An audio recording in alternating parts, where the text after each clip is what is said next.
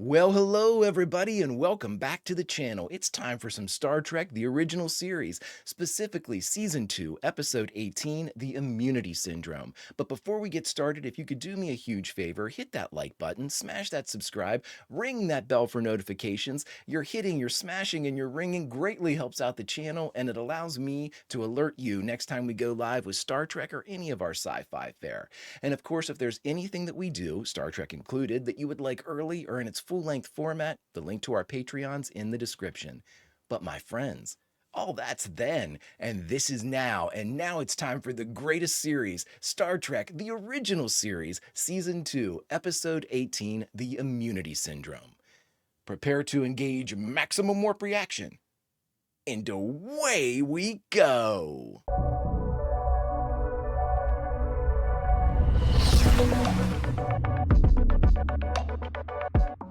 Be a good one. Be a good one. I need a good one. Look at that beauty. Approaching Starbase 6 for a much-needed period of rest and recreation.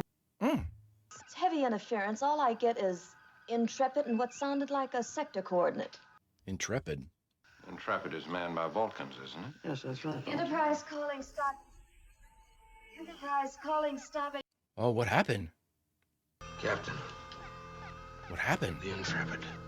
It just died. What? I know what I know. Get to the sick bay.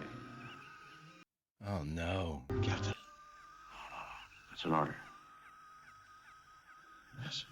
That was your captain and your friend telling you to go to sick bay. The way that Jim gave that. No. That's an order. Sir, the Enterprise just completed an exhausting mission. We're on our way in for R&R. There must be another starship in that sector. Negative. This is a rescue priority. Rescue. We've lost all contact with Solar System Gamma 7A, which the Intrepid was investigating. And we've just lost contact with the Intrepid. Report progress. The whole solar system? I have just completed a full long-range scan of Gamma 7A system. It is dead. Dead? How the fuck do you mean dead? Like blown up or just no longer? Jim's gonna tell us about the final frontier here. Okay, good setup. We got a good setup. We have a ship full of Vulcans, which is not something that we've encountered before. Man, I love this show. I am starting to get that homesick feeling too, and I can't believe it that we're so far into season 2 now, and then season 3. How did you all feel about this? I've got questions for. I'm talking about. I watched this on TV, Star Trek. You know, when it came out, I was there, or the syndication in the 70s. If you were lucky enough, I missed that. If you were lucky enough to catch that, kind of like the first replays of everything, first barrage of replays. How did you feel about the Next Generation? Just curious. Did you watch it? Did you not like it? Were you hesitant? I'm sort of hesitant. The Immunity Syndrome, written by Robert Sabaroff. Oh. Hey, everybody. Joe Pevney. I love him. Well, all of my instruments seem to agree with you. If I can trust these crazy Vulcan readings. Yeah, he's not feeling great, so why don't we just berate him? I've noticed that about your people, Doctor. You find it easier to understand the death of one than the death of a million. You speak about the objective hardness of the Vulcan heart. Yet how little room there seems to be in yours. Wow. Holy. Suffer the death of thy neighbor, eh, Spock? You wouldn't wish that on us, would you? It might have rendered your history a bit less bloody. Wow. See that right there? We're able to read that. Spock's pissed, you know, as first a Vulcan, and he doesn't want to field these questions right now. Captain, deflector shields just snapped on. Slow to warp 3. Warp 3, sir. Okay, and you all told me that's what used to happen. Unable to analyze. I've never encountered readings like this before. It was enough to bring the shields up. Is that just like an absence of space? Magnification factor 3, sir. Transporter Chief Kyle. I thought he called him by a different name. It's moving. Its borders are not stable. It's back up. Greetings, Mr. Still unable to analyze, Captain. Sensors are feeding data to the computers now. Okay, let's stop then. Launch probe. Probe launched, sir. Little tangy reverb there. What was that? The telemetry probe, sir. There's no signal from it. Speculation, Spock. I have none, Captain. Insufficient data. I got nothing, Jim. That's the scariest statements come on the bridge. Just dizzy. I'll be right. She got that frequency right in her ear. Boy, here. Trekkie, what is it? I'm getting reports from every deck. Half the people on the ship just fainted. Really? Can you handle it, Bones? I'm giving them stimulants to keep them on their feet. Jesus! I'm handing out the meth, Jim. I mean, what else do you want me to do? Why isn't Kirk affected? Spock's not affected at all. Neither's McCoy. They said half the crew. Didn't Mr. Cow. Aye, aye, sir. Okay, so Transporter Chief Kyle's playing somebody else this week. No speculation, no information, nothing. I've asked you 3 times for information on that thing, and you've been unable to supply it. Insufficient data is not sufficient, Mr. Spock. I'm not used to you saying I don't know. Perhaps it'll help if you tell me what it isn't. It is not liquid, gaseous, or solid, despite the fact we cannot see through it. Really? So it's... And since our deflectors were activated by it, it would seem to be some form of energy. Deflectors came out because of energy, got it. Possible. That this is what killed that solar system. Seems like the most likely culprit. We're going to attempt to probe the area of darkness to gain further information. What? Yep. Yeah, Jim has been affected. So it's like an exhaustion, dizzy, fainting thing. Penetration of the zone in 1 minute 7 seconds, sir. This is a... We're not sending... This is a probe, right? Are we going in? We're not going in. Jesus. Captain, the stars are gone. No, you're in it. Captain McCoy. McCoy here. Things any better down there? No. Well, have you got anything that'll help up here? I don't want anybody folding on the bridge at a critical moment. I'm sending up some meth. Aye, if we don't lose any more. Don't ask me how it happened. I am asking how, mister. I want answers. Kirk out. You're my chief engineer. What's that was that? Nurse Chapel. Stimulant. It's meth, buddy. Same thing I gave Kennedy. I just watched Drunk History. No, you've got everything I can tell you, but when there is nothing, what do you want me to say? You got to take that fall, buddy. I saw you catch yourself. But we seem to have entered a zone of energy, which is incompatible with our living and mechanical processes. Great. Of course, it grows stronger, and we grow weaker. Recommendations? I have one. So, Jim, turn around.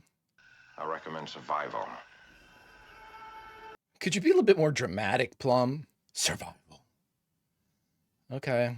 I love episodes that are basically the Enterprise figuring shit out. It's so much fun. Our mission is to investigate. Explore. We're getting sicker. We have no guarantees, but we have a good ship and the best crew in Starfleet. There you go, Jim. Sick bay to Captain Kirk. I just left you. According to the life monitors, we're dying. It's using you as batteries or just leeching like your life energy, bioelectric energy. It's now 10 minutes since we entered the zone of darkness. Looks so cool. To pervade the zone. Ooh, good movement work. What was that? I'm sorry, sir. I'm not sure. I was... How the fuck am I going to know, Jim? I was on the floor. Sir, we are accelerating. We're being pulled toward the center of the zone of darkness. And it's killing you as you do it. Don't know, sir. It goes against the rules of logic. Yes, it does, doesn't it? Well, if it doesn't work, Forward thrust. I'll never let Spock live it down. Nudge it into forward. But go ahead. It's an order anyway, Scott, so. Look at that beauty. Oh, lit up like that. I'm all right. It's those stimulants. They catch up with you. I'm a whiskey man. It is logical to assume that something within this zone absorbs all forms of energy, whether mechanically or biologically produced. Scotty, channel all the impulse and warp power into one massive thrust forward. That might snap us out of the zone. But I'll reserve some for the shields just in case we don't get out. I submit, Mr. Scott, that if we do not get out, the shields would be extraneous. They would only prolong our wait for death. Spock is grim as this episode. Captain, the Intrepid would have done all these things too, and yet they were destroyed. So what did they not do? What would Vulcans not do? What do you think they felt? Astonishment. Astonishment. Oh. So okay, let's think about this. What would a Vulcan craft do? They would follow logic no matter what with 400 Vulcans. So the answer would have to be something that they wouldn't conceive of. Something illogical, like going forward to go backwards. You know what I mean? Very interested to see here. Engineering to Captain Kirk. Boy, they're using all the sets, man. Do we have the power to pull it off, Scotty? I hope so, Captain. Stand by. I'm going to whisper into my comm on the bridge. My God, you think this will kill us, Scotty? Probably. Okay. We're going to apply all available power into one giant forward thrust in the hope that it will yank us. Prepare yourselves. Guys, I mean, don't we have any, like, oh my God, you see in the back? The engineer fell off the catwalk. Oh, he's okay. Holy shit. Great stunt. That's like an 8-9 foot drop. At this rate, plus the drain on all systems, 2 hours, sir. Holy shit. 2 hours. It has found us.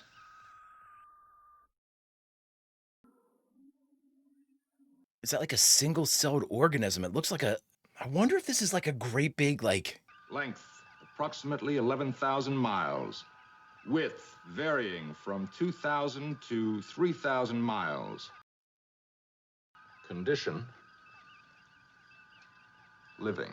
It's a single-celled organism. That is what is drawing us toward it, Captain. The same way it drew the Intrepid to her death. Oh, wow. Do you mean to tell me that that thing out there is a giant single-celled animal? Yes, for lack of a... Come on. I don't zip dick about science. Yes, we know. We know you don't. How is it we survived? The Intrepid must have come across the organism while it was still low in energy, still hungry. It's full. Perhaps we could risk the shuttlecraft. Perhaps with a protective shield. I'm not sending anyone anywhere. Yeah, you're out of your mind.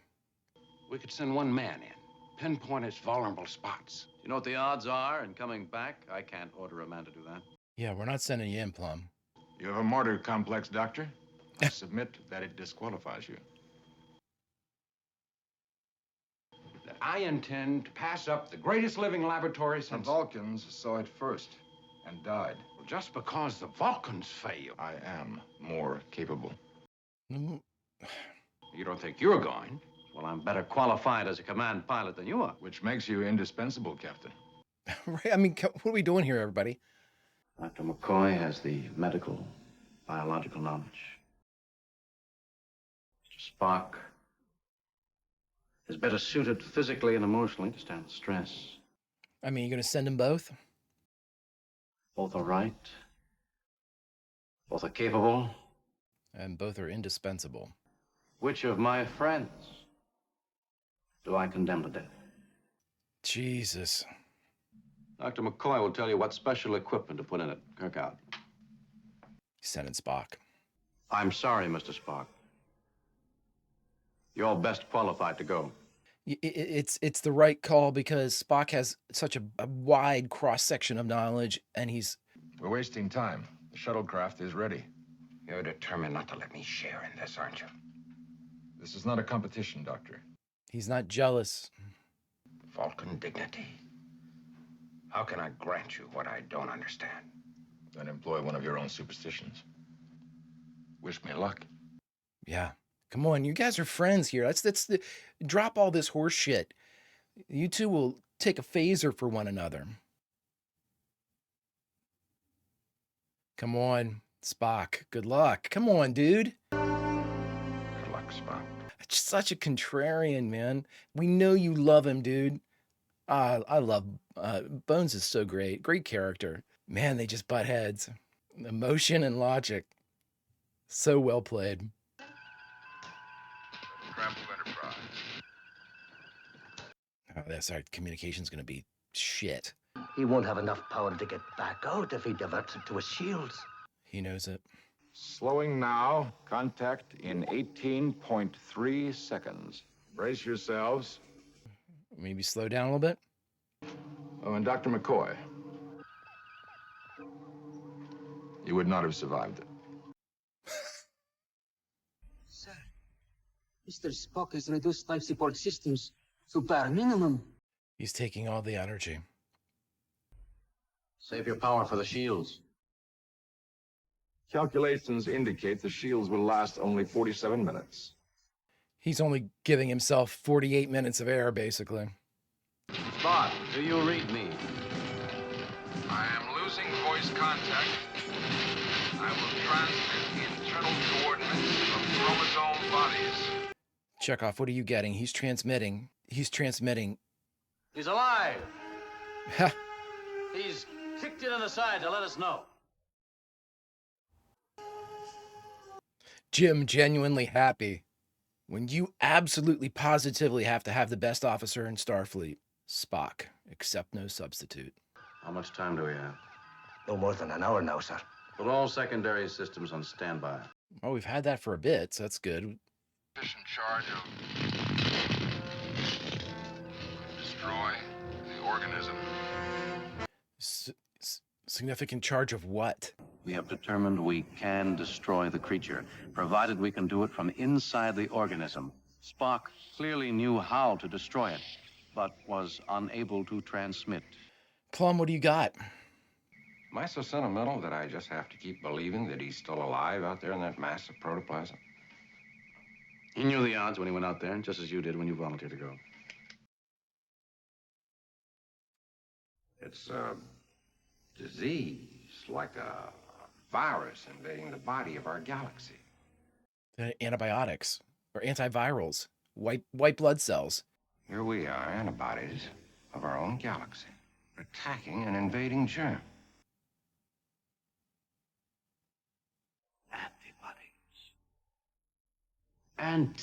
Antibodies. How do you make it for something 11,000 miles long? If you diverted all remaining power to the shields, except for impulse power, keep that in reserve. Cut the engine thrust.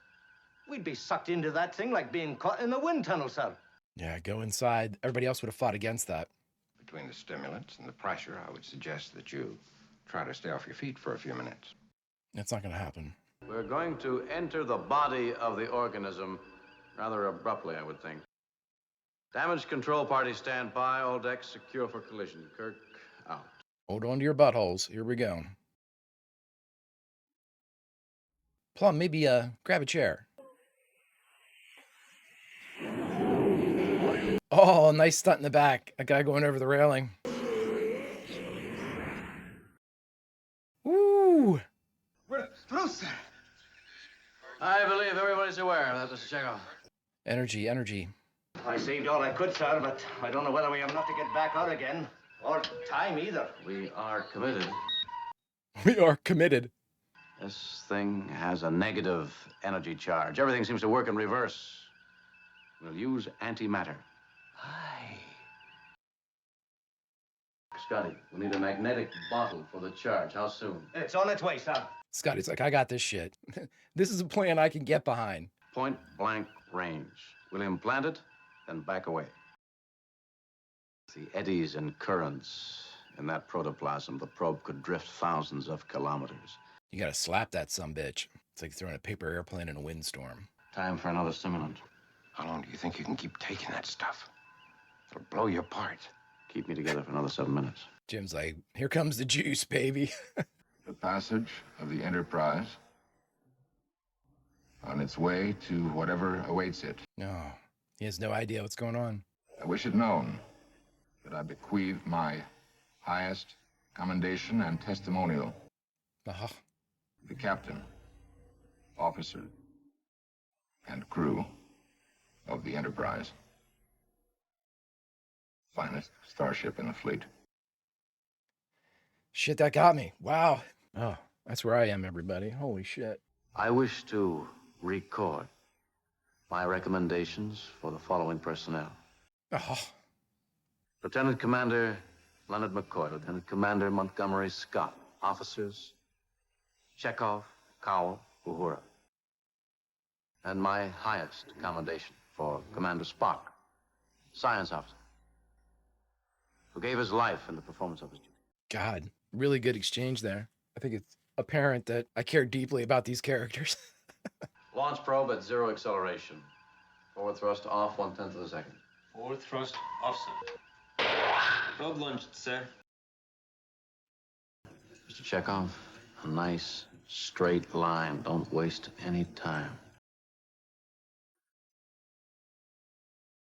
Oh, did you see that splash off of the... Lieutenant, get me Spock's voice channel, highest possible gain. Come on, Uhura. Gotta get a tractor beam. Captain, we don't have enough time to do it. We only have a 53-second escape margin. I'm well aware of that, Mr. Scott. Get 2 tractor beams on that shuttlecraft. Command, abandon the attempt. Never. Shut up, Spock. We're rescuing you. Oh, that's the gif I've seen. Captain McCoy. He's your buddy. Never forget that. McCoy might not have your front, but he's always got your back. Power levels are dead, sir. It's all right. Well, that red shirt took the corner of that chair to his lower back. I bet you that felt lovely. Activate main viewing screen. There are the stars. Mr. Chekhov, report. The organism is destroyed, sir. Spock. Shuttlecraft. I don't know how, sir, but it's still with us. Shuttlecraft to Enterprise. Request permission to come aboard. Permission granted. Spock, you're alive. Obviously, Captain. Jim's just going to pass out. Hangar doors closed. We got him. I'm still looking forward to a nice period of rest and relaxation on. Dear God, is that our leave line? Oh, my word. All right, friends, we just got done watching Star Trek, the original series, Season 2, Episode 18, The Immunity Syndrome. And the only thing left to do is talk about it. All right, everybody, we just got done watching Star Trek, the original series, Season 2, Episode 18, The Immunity Syndrome. This was middle of the pack for me, but I still, again, middle of the pack for Star Trek is better than the best episodes of a lot of the series I've watched. I love that should be go into any time I talk about the Star Trek the original series with this understanding, with the the exception of the alternative factor. I've loved every episode. I mean, there's something about every episode I've loved, including, I think, the uniqueness that the alternative factor is the one I didn't like is why I like it. You know, that's its descriptor for me. That's the one you didn't like. Star Trek.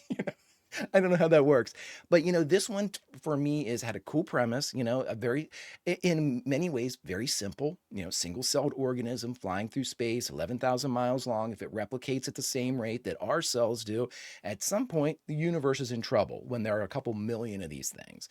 So, the setup was great. A lot of biology that went into it that I didn't understand whatsoever. I got the single-celled organism, which I am going to pat myself on the back because you all know I know nothing. That's why I'm so in awe of Spock, the science officer that, can do all these great things with science. And I sit there and, I can remember the names of all my G.I. Joes, but I can't name like the periodic table, priorities, right?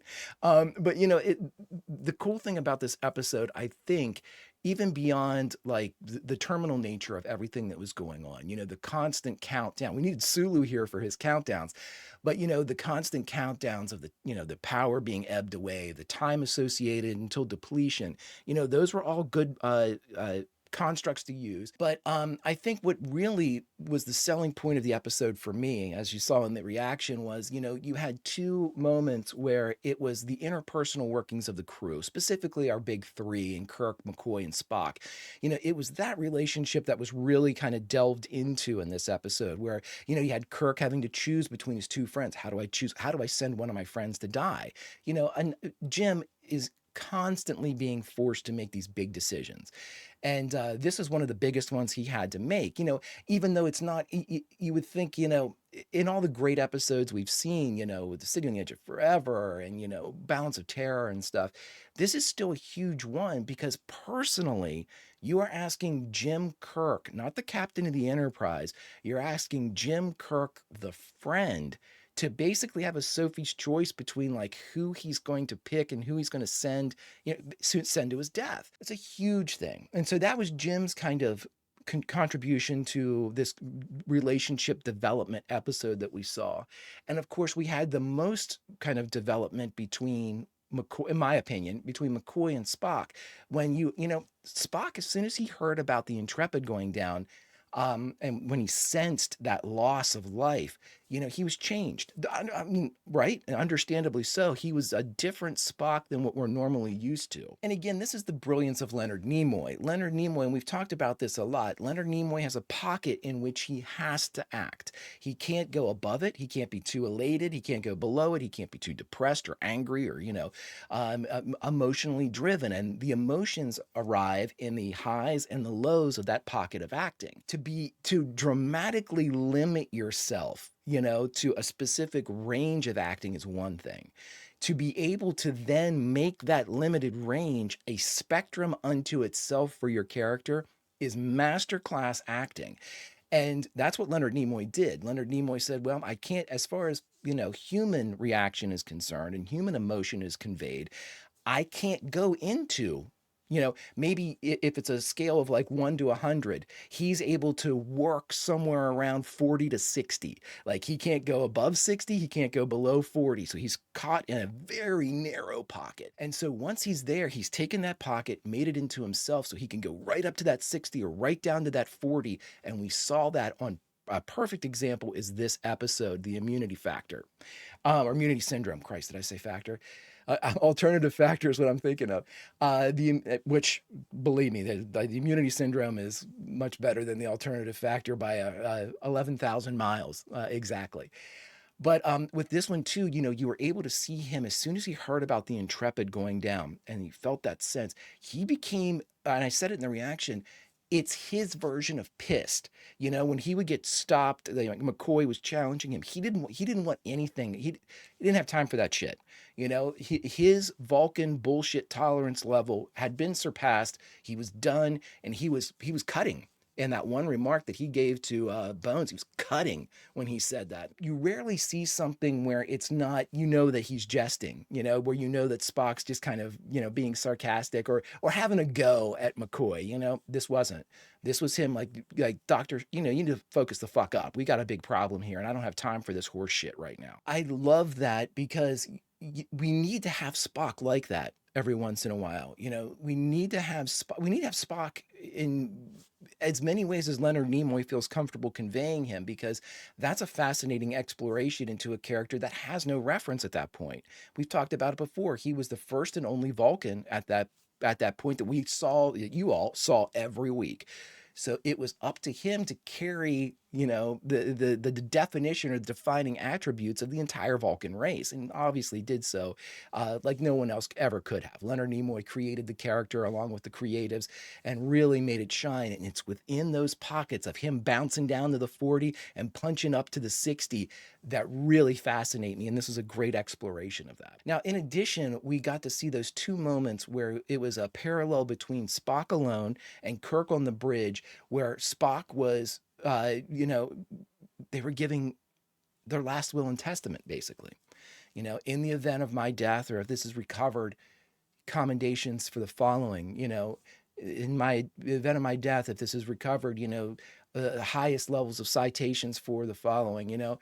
I just thought that was absolutely fantastic, and it was surprising. It came out of nowhere for me, and I think in my heart, when we saw Leonard Nimoy playing with those lows, playing around the 40, with, doctor, enough. I am not here for that shit today. I think that he was playing up towards the 60 when this was Spock recognizing the brilliance, and he said so, the incredible crew of the Starship Enterprise. And that's praise, right? And for Spock, that is the closest that you're going to get for an actual display of love. And I mean, that's Leonard Nimoy, everybody. That's Leonard Nimoy showing us how it's done.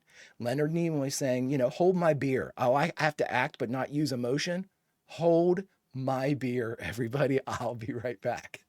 And he went on and had a career of doing just that and showing some amazing, amazing work. But I really, really enjoyed those two moments. And again, the characterization between the big three was the most. And again, it was a singular episode kind of focused solely on the Enterprise, the interior of the Enterprise, and the shuttlecrafts. We didn't have any foreign locales or anything like that. We didn't have any guest stars. So it was basically our big, our core cast in the Enterprise in trouble. Some of my very favorite episodes are just that. And again, it was almost like an infix. It was almost like the episode wasn't supposed to happen. They were on their way to Starbase 6. There was no, mission. There was no go here. And they were diverted by an emergency call. Went over, took care of it, came back, and they were like, time for that R&R on that planet. Really great stuff. This is part of their 5-year mission. This is what they do. They are the best there is at it, and that was on display today. But friends, there's so much more that wasn't on display today because it happened behind the camera, and we need to figure out what the hell did happen behind the camera. And there's only really one person. Well, there's that guy, and then there's the guy that likes to dress up like Klingons. I don't know. Somebody? Greetings and salutations, my friend. 'Tis I, General Trelane, retired. Now, the other gentleman that was here, Q, I told him, wait your turn. Besides, this is Jim Kirk, my best friend. Who better than to tell about his exploits than I? Friends, this is where, having watched and reacted to an original series episode, I like to go back and dig a little bit deeper and find out what went on behind the scenes. But to keep myself from talking for 3 hours, I've given myself 5 distinct categories in which to approach. The first, writer and director. Who are they? The second, guest stars. Do we have any? The third, of the core cast or the Big 8, who's present? Fourth, and the juiciest of the categories, are production notes. What went on behind the scenes? And fifth, last but not least, a memorable quote from this episode. Friends, let's get started. All right, everybody, and for our first category, writer and director, who were they? Well, the writer for this episode was Robert Sabaroff, a Star Trek rookie, and I thought it was a very well done episode, paced well, great tension, so kudos to your initial effort, my friend. And of course, our director of this episode was none other than Joe Pevney. A little bit more about Joe down in the production notes. Let's move on. And for our second category, guest stars, did we have any? No! No guest stars in this episode, friends. Let's move on. All right, everyone, and now for our third category of the core cast or the Big 8, who's present in this episode. Well, to recap, our Big 8 is Kirk, Spock, McCoy, Sulu, Scotty, Uhura, and the 2 that we added for Season 2, even though she appears in Season 1, I added Christine Chapel and, of course, Chekhov. So, of the Big 8, who's here? All hands present and accounted for, with the exception of George Takei's Sulu, who's still away filming Green Berets with John Wayne. Let's move on.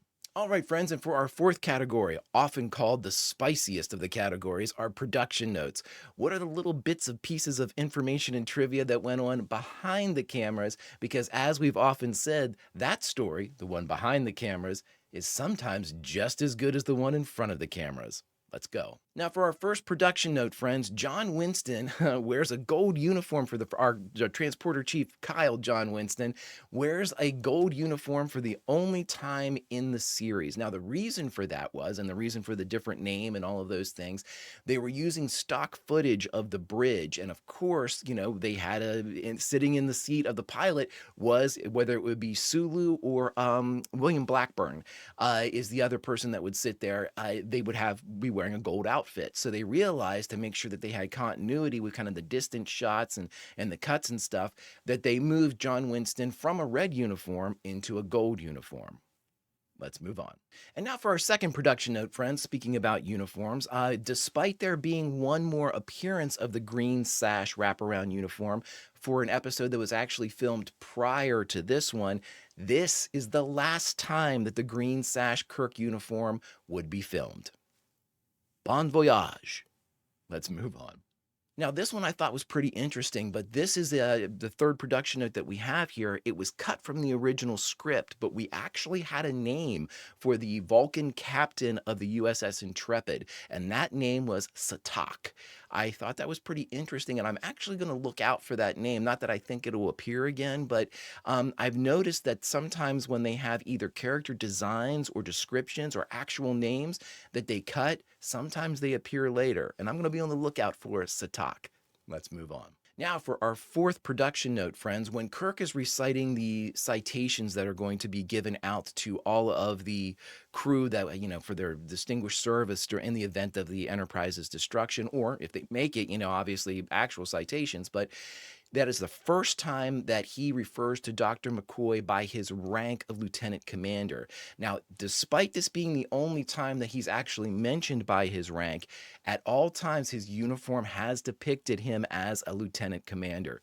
Nice attention to detail, creative team. Let's move on. And now, friends, for our last and sort of a sad production note. And I shouldn't say sort of, it actually is a sad production note. I mentioned that we had a bit of information about Joseph Pevney when we were doing writers and directors. This is the last episode directed by Joseph Pevney. So it ends with him with a grand total, by my count, of 14 episodes, 9 in this season. And they said, according to the notes that I read, that this will tie him with Mark Daniels. So the two of them hold the co-champion crown of the most Star Trek, the original series episodes directed. But to recap, Joseph Pevney has given us some of the most, and at least as far as I've seen, the most iconic episodes of the original series, among which were Arena, City on the Edge of Forever, Amok Time, Journey to Babel, and Trouble with Tribbles. Very different, very spread out, running the spectrum of emotion and approach. Just thinking of Trouble with Tribbles and City on the Edge of Forever, completely different production designs, completely different directorial skills needed for each of those very distinct episodes. Joseph Pevney, I have been a huge fan of your work, and I will continue to be so. Thank you so much for your contributions to Star Trek. You designed a future that we all still wish we lived in. Until next time, Mr. Pevney, goodbye. And last but certainly not least, my friends, our last section, Section 5, a memorable quote from this episode. I couldn't help it. We had a great dynamic going on this one between Spock and McCoy, and I decided that it has to be an exchange between the two of them. And this is, of course, the exchange where McCoy's on the bridge and Spock's in the shuttle, and McCoy says, kind of almost interrupting in through the communication line, he says, "Shut up, Spock, we're rescuing you." And Spock replies, "Why, thank you, Captain McCoy." Thus ends another installment of Trelawney. Until such time as you need a general or a best friend, behave.